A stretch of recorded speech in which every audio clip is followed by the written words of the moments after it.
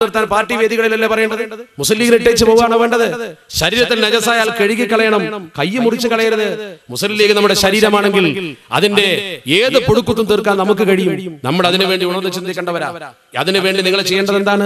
Party വേദികളിൽ മുസ്ലിം ലീഗിന്റെ പ്രവർത്തനം വളരെ മനോഹരമായി കാഴ്ചവെക്കുന്ന ആത്മാർത്ഥതയുള്ള പ്രവർത്തകരെ സൃഷ്ടിക്കണം. ലാ തസ്അലിൽ ഇമാറത്ത, നേതൃത്വം ചോദിച്ചു വാങ്ങരുത്, നേതാവാകാൻ ആഗ്രഹിക്കരുത്. ഫഇന്നക ഇൻ ഉഅതീതഹ അൻ ഗൈരി മസ്അലത്തിൻ, ചോദിക്കാതെ നിനക്കത് കിട്ടിയാൽ ഉഇൻത അലൈഹ, പടച്ചറപ്പിന്റെ സഹായം നിനക്കുണ്ടാകും.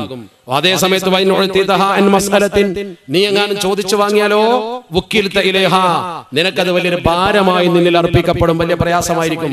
മറ്റൊരിക്കൽ അല്ലാഹുവിന്റെ പരിശുദ്ധ പ്രവാചകർ പഠിപ്പിച്ചു, ഇന്നകും സതഹരിസൂന അലൽ ഇമാറ, നിങ്ങൾ നേതാക്കളാകാൻ ആഗ്രഹിക്കും. വസതകുന നദാമതൻ യൗമൽ ഖിയാമ, പരലോകത്ത് വമ്പിച്ച ഖേദവും നിങ്ങൾക്ക് അതുകൊണ്ടുണ്ടാവും. നേതൃത്വം എന്ന് പറഞ്ഞാൽ അമാനത്താണ്. അത് ശരിക്കും സൂക്ഷിച്ച് നടപ്പാക്കണം. ഇതൊരു അമാനത്താണ്. ആ അമാനത്ത് നന്നായി നടപ്പാക്കിയാൽ സമൂഹത്തിന് നേട്ടമുണ്ടാകും.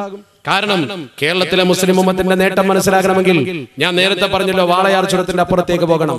നന്ദിഗ്രാമിലെ 14,000-ഓളം വരുന്ന ഏക്കർ 27% മുസ്ലിങ്ങൾ തിങ്ങിപ്പാർക്കുന്ന പ്രദേശത്തു നിന്ന് തന്നെ അക്വയർ ചെയ്യുന്നതിനാ, ആ പ്രദേശം തന്നെ വിദേശ കമ്പനിക്ക് കൊടുക്കുന്നതിനാ. അവിടെയാണ് നമ്മൾ ചിന്തിക്കേണ്ടത്. ഒരു സമുദായത്തിന് വേണ്ടി അവിടെ ശബ്ദിക്കാൻ ആളില്ലാതെ പോയി, അവന്റെ വേദന ഉത്തരവാദപ്പെട്ട മണ്ഡലങ്ങളിൽ ഉയർത്താൻ ആളില്ലാതെ പോയി. ആ കുറവ് നമ്മൾ ഇവിടെ പരിഹരിച്ചിട്ടുണ്ട്. ഈ ചിന്ത ഉത്തരേന്ത്യയിലേക്ക് വളർത്തുകയാണ് വേണ്ടത്. അതുകൊണ്ട് ഞാൻ ദീർഘിപ്പിക്കുന്നില്ല.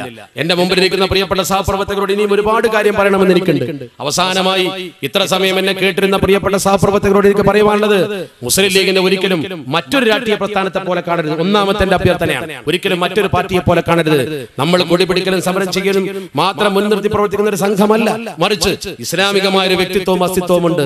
അതിനെതിരായ പ്രവർത്തനങ്ങൾ ഉണ്ടാകുമ്പോൾ കൂട്ടായി ശബ്ദിക്കാൻ നമുക്ക് കഴിയണം, ഒരുമിച്ച് നിൽക്കാൻ നമുക്ക് സാധിക്കണം. അങ്ങനെ പ്രവിശാലമായ ഒരു ഭൂമിക സൃഷ്ടിച്ചുകൊണ്ട് വളരുന്ന തലമുറക്ക് മുസ്ലിം ലീഗിന്റെ അനിവാര്യതയെക്കുറിച്ച് ബോധ്യപ്പെടുത്തി കൊടുക്കാൻ, പൂർവിക നേതാക്കൾ നമുക്കുണ്ടാക്കി തന്ന ഈ തലയുടെ ഭദ്രത അവരെ പറഞ്ഞ് പഠിപ്പിക്കാൻ ഓരോ പ്രവർത്തകനും മുന്നോട്ട് വരണം. അതായിരിക്കണം ഒരു മുസ്ലിം ലീഗ് പ്രസ്ഥാനക്കാരന്റെ ഏറ്റവും പ്രധാനപ്പെട്ട ചുമതല. അതോടൊപ്പം വ്യക്തിവിശുദ്ധി, ജീവിത വിശുദ്ധി വളരെ പ്രധാനമാണ്. മുസ്ലിമായ ശേഷം മുസ്ലിം ലീഗുകാരനാവണം, ധർമ്മബോധമുണ്ടാകണം. 5 വക്ത് നമസ്കരിച്ചും ധാർമ്മിക ബോധം ഉൾക്കൊണ്ടും അവൻ തരക്കേടില്ലെന്ന് സമൂഹത്തെ കൊണ്ട് പറയിപ്പിക്കുന്ന രീതിയിൽ നിങ്ങളൊരു പൊതുപ്രവർത്തകനായി നോക്കൂ. നിങ്ങളെ പിന്നാലെ ജനസമൂഹം വരും. നിങ്ങൾ അഴിമതിക്കാരനും നിങ്ങൾ സമൂഹത്തിൽ വേണ്ടാത്തവനുമായി മാറുമ്പോൾ നിങ്ങളുടെ പ്രതാപം കണ്ടുകൊണ്ട് മുസ്ലിം ലീഗിലേക്ക് ആള് വരില്ല. നമ്മളെ കൊണ്ട് ഒരിക്കലും അത്തരം പ്രവർത്തനമല്ല അള്ളാഹു ആഗ്രഹിക്കുന്നത്. ഇസ്ലാമിന്റെ പ്രബോധനം മുസ്ലിമിന്റെ വ്യക്തിത്വത്തിലാണ്, അവന്റെ കഴിവ് അവന്റെ ഇസ്ലാമിക ബോധത്തിലാണ്.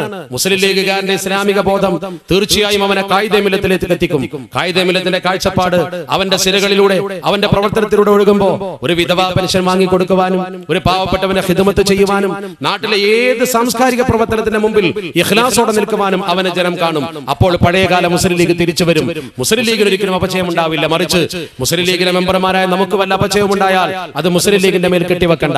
ആ രീതിയിൽ മുസ്ലിം ലീഗിനെ തിരിച്ചറിയുന്ന പ്രവർത്തനം നടത്താൻ, ജീവിച്ചിരിക്കുന്ന മുസ്ലിം ലീഗുകാരാവാൻ നിങ്ങൾ ഓരോരുത്തരും സജ്ജരാകണമെന്നും പഠിച്ച് വീണ്ടും പഠിച്ച് മിടുക്കരായ ഒരു തലമുറയെ വളർത്തണമെന്നും എന്റെ പ്രിയപ്പെട്ട ചെറുപ്പക്കാരോട് വിനയത്തിന്റെ താഴ്ന്ന പടിയിൽ നിന്നുകൊണ്ട് ഉപദേശിക്കാൻ അർഹതയില്ലാത്തത് കൊണ്ട് അപേക്ഷിച്ചുകൊണ്ട് ഞാൻ എന്റെ വാക്കുകൾക്ക് വിരാമമിടുന്നു. അല്ലാഹു റബ്ബുൽ ഇസ്സത്ത് ഈ സംഘശക്തിയെ വിജയിപ്പിക്കുമാറാവട്ടെ. അല്ലാഹു വിശുദ്ധ ഖുർആനിൽ പറഞ്ഞത്, വല്ലദീന കഫറൂ ബഅദുഹും ഔലിയാഉ ബഅദ്, സത്യനിഷേധികളൊക്കെ ഒറ്റക്കെട്ട, മുസ്ലിങ്ങളുടെ ശത്രുക്കൾ എപ്പോഴും ഒറ്റക്കെട്ടായിരിക്കും. ഇല്ലാ തഫ്അലൂഹു, നിങ്ങൾക്ക് ഒറ്റക്കെട്ടായി നിൽക്കാൻ കഴിയുന്നില്ലേ? നിങ്ങൾക്ക് ഒരുമിക്കാൻ കഴിയുന്നില്ലേ? നിങ്ങൾക്ക് ഐക്യമില്ലേ? തകുൻ ഫിത്നതും ഫിൽ അർദി വഫസാദുൻ കബീർ, ഭൂമിയിൽ വമ്പിച്ച കുഴപ്പവും നാശവും ഉണ്ടാകും. അത് പടച്ച റബ്ബ് പറഞ്ഞതാ. ലോകത്ത് നിന്ന് മുസ്ലിങ്ങൾക്ക് വന്ന പതനത്തിന്റെ മുഴുവൻ അടിസ്ഥാനം ഭിന്നതയാണ്. ഭിന്നത. രണ്ടാമത്തേത് ദീനിൽ നിന്ന് അകന്നു പോയത്. അതുകൊണ്ട് രണ്ടും സ്വായത്തമാക്കണം, ദീനും ഐക്യവും. അതിനായിരിക്കട്ടെ നമ്മുടെ പരിശ്രമം. അല്ലാഹു അതിനെ സഹായിക്കുമാറാവട്ടെ. വആഖിറു ദഅവാനാ അനിൽ ഹംദുലില്ലാഹി റബ്ബിൽ ആലമീൻ. അല്ലാഹുമ്മ അഇസ്സൽ ഇസ്ലാമ വൽ മുസ്ലിമീൻ വഅദില്ല ശിർക വൽ മുശ്രിക്കീൻ വൻസുർനാ അലാ അഅദാഇനാ വഅലാ അഅദാഇക വഅഅദാഇദ്ദീൻ. റബ്ബനാ തഖബ്ബൽ ദുആഅനാ ഇന്നക അൻതസ് സമീഉൽ അലീം വതുബ് അലൈനാ ഇന്നക അൻതത് തവ്വാബുർ റഹീം. ആമീൻ ബിറഹ്മതിക യാ അർഹമർ റഹീമീൻ. സ്വല്ലല്ലാഹു അലൈഹി